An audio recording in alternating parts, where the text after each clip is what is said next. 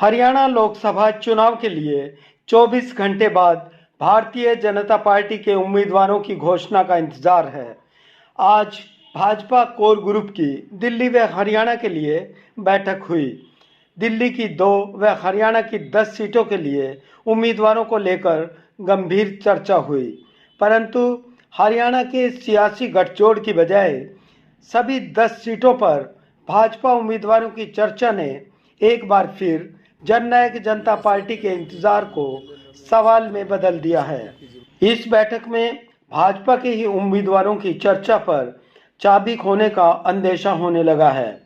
एक और हरियाणा के मुख्यमंत्री मनोहर लाल का जेजेपी को टिकट के सवाल पर पार्लियामेंट्री बोर्ड की ओर इशारा करना और दूसरी ओर जननायक जनता पार्टी के राष्ट्रीय अध्यक्ष अजय सिंह चौटाला का हर पार्टी का अपना घोषणा पत्र होने की जानकारी देना भी भाजपा के सिंबल पर जेजेपी उम्मीदवार के चुनाव में उतरने पर भी सवालिया निशान लगा रहा है।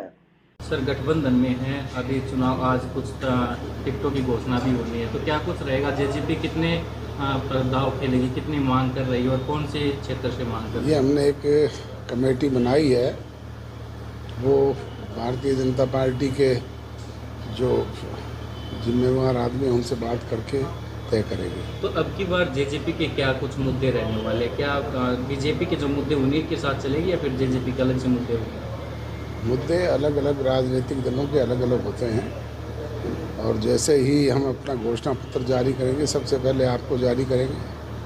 भारतीय जनता पार्टी का 10 सीटों पर चुनाव लड़ने की ओर बढ़ता कदम जेजेपी की चुनावी बिसात की ओर भी इशारा करने लगा है।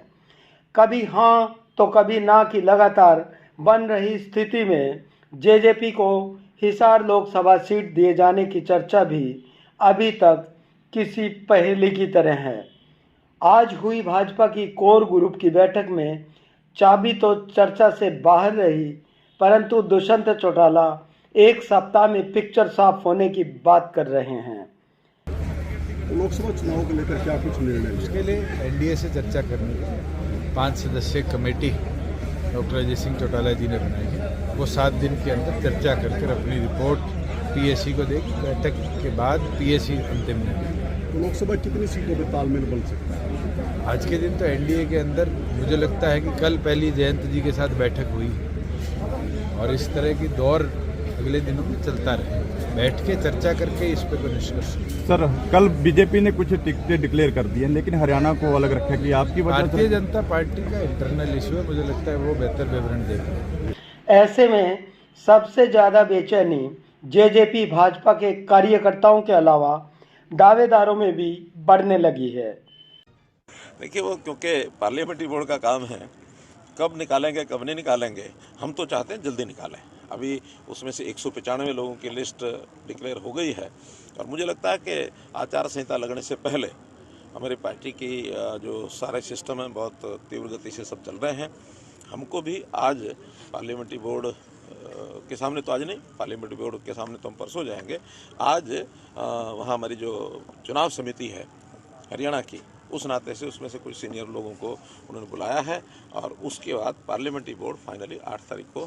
परंतु बीरेंद्र सिंह के तेवर कुछ और व भाजपा नेताओं के बयानों से कुछ और तस्वीर उभर कर सामने आ रही है।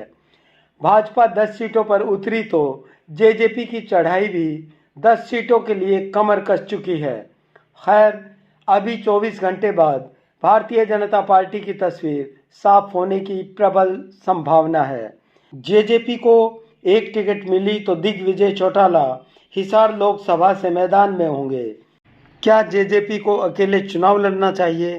भाजपा 10 सीटों में से एक गठबंधन में जेजेपी को टिकट देने वाली है। हिसार से जेजेपी को टिकट मिल सकती है या फिर बीरेंद्र सिंह का रुख टिकट मिलने पर क्या होगा? इस बारे में आपकी राय का हमें इंतज़ार है। पेज @ नून चैनल को सब्सक्राइब करें। शुक्रिया।